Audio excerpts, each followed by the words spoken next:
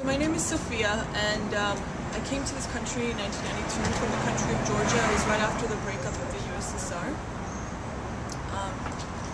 I was almost 9 years old. My mother has died here when I was 12, and we haven't been able to move her body.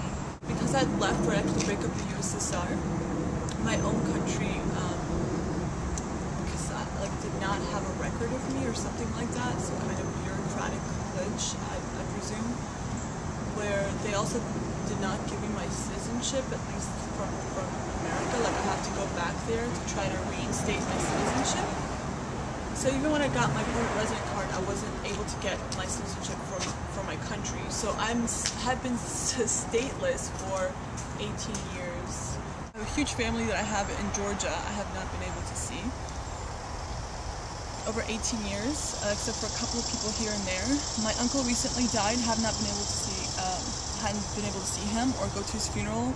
My grandmothers have died, wasn't able to go to their funerals either. And this just keeps adding up. There's so many of my family members are either sick or die, and I can't do anything about it. I can't even see them. Only my brother and I are stuck on this totally opposite side of the ocean.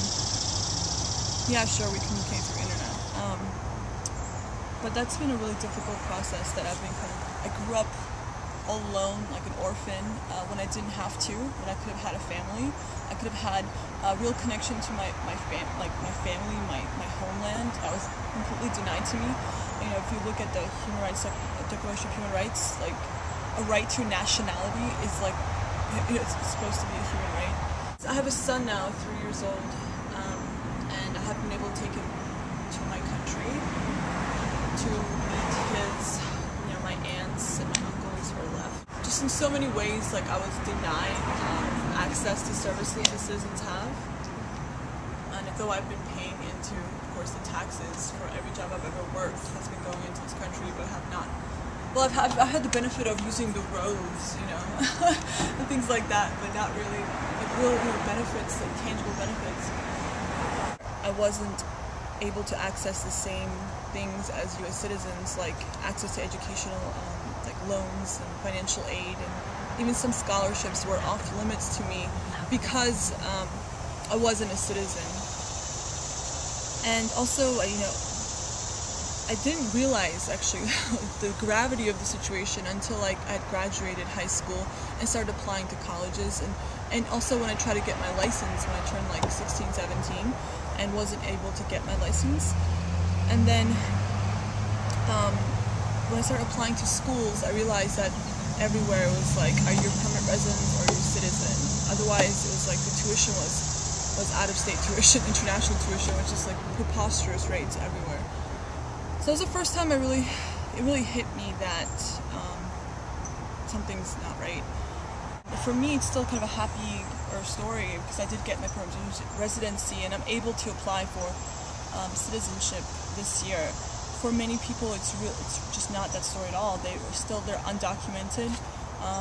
I wasn't undocumented. I was just kind of an ambiguous state of things before. But there are people who are undocumented who've been here since they were very, very little, who have not been able to get access to education, who've not been able to get access to to their families, to being able to travel or anything, and I feel like it's living with a deep secret of shame that people find out that you're very different from them, which is you don't have you can't get a passport and you can't apply to certain things. So it's a very difficult kind of situation for a lot of people, and hopefully we really can get to immigration reform and really help out millions of people who all think they're probably all by themselves alone, because that's how I used to think. I was the only person that was stateless. Who else could have such bad luck? I used to think, but I'm not the only one. There's millions of us, and we really deserve to have access to documentation and legalization.